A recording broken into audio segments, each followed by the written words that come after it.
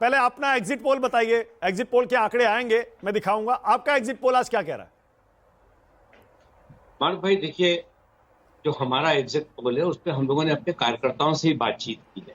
तो नेचुरली हमारी पार्टी के कार्यकर्ता हमारे प्रत्याशियों के लिए वो काम कर रहे हैं, तो उनका तो जो ऑब्जर्वेशन है या उनके जो विचार है वो भावनात्मक है, और वो इस बात को ही कह रहे हैं कि हमारी पार्टी के प्रत्याशी जहां से भी खड़े हुए वहां वो चुनाव जीत रहे हैं।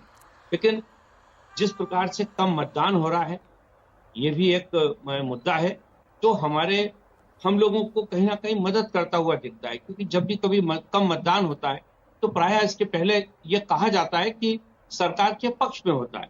अब अगर कोई स्थिति बदलने वाली हो तो अब आप आने वाले 23 तारीख को तो पता लग ही जाएगा। मगर इससे ज्यादा कहीं गंभीर बात यह है जो उत्तर प्रदेश में हुआ है।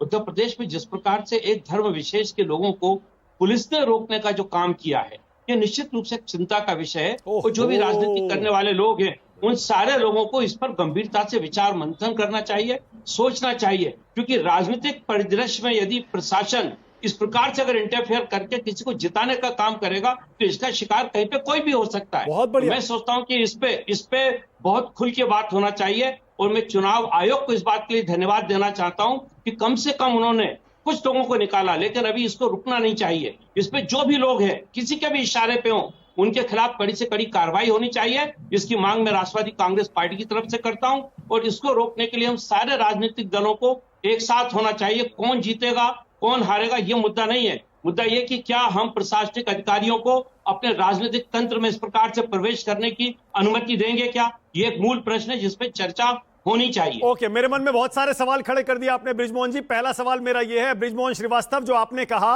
क्या यह राष्ट्रवादी कांग्रेस पार्टी अजीत गुट का ऑफिशियल स्टैंड है?